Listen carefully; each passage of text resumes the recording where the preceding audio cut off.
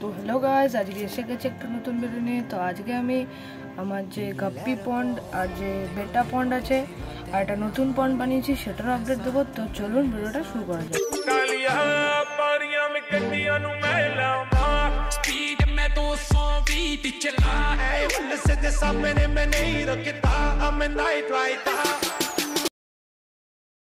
তো প্রথমেই যদি বলি আমার যে গাপ্পি পন্ডটা সেটা খুবই ভালো।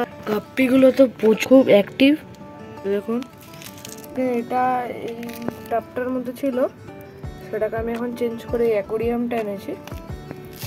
তো আগের ভিডিওতে আপনাদের দেখিয়েছিলাম যে তিনটে ঘটের মধ্যে ছিল, সেখান থেকে একটা ঘট আমি নিয়েছি আর কয়েকটা যা ছিল সেই স্টেমগুলোকে আমি সাদা বাটিটায় বসিয়েছি। তো দেখুন আমার গ্লাসটা খুবই একদম আনক্লিয়ার, আমি অনেক পরিষ্কার করার চেষ্টা করেছি। আমাকে কয়েকজন কমেন্টও করেছিল যে সার বা কোনো অ্যাসিড দিয়ে পরিষ্কার করতে, আমি তাও করেছি কিন্তু পরিষ্কারটা হচ্ছে না। আপনাদের যদি দেখাই,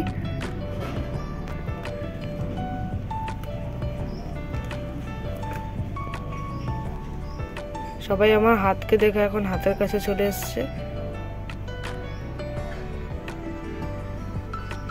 এই দেখুন, আর এই গাপ্পিটাকে আমার মোস্টলি হেভি লাগে, খুব সুন্দর দেখতে।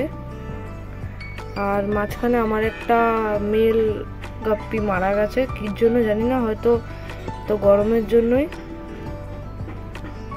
তো এইদিকে যে আমার বেটা পন্ডটা আছে সেটাকে দেখাই। তো বেটা পন্ডে যে আমার ফিমেল বেটাটা ছিল ওটা কদিন আগে মারা গেছে। এখন যেটা আছে এই যে মেল বেটাটা, এখানে যা ওয়াটার লেটুস ছিল গাপ্পি পন্ডে সেগুলো সব আমি এটার মধ্যে দিয়ে দিয়েছি। এই জলটা খুব তাড়াতাড়ি গরম হয়ে যায়, সেজন্য। এই দেখুন মেলটা কি সুন্দর দেখতে, মেলটা খুব সুন্দর দেখতে। আমি যখন এটাকে গালিফ স্ট্রিট থেকে এনেছিলাম এর কালারটা খুব ফেড ছিল, আপনাদের হয়তো আমি দেখিয়েছিলাম, সেখান থেকে এত সুন্দর কালার এসছে। তো যেটা বলছিলাম নতুন পন্ড, সেটা হচ্ছে গিয়ে এইটা, এই টাবের মধ্যে নতুন পন্ডটা।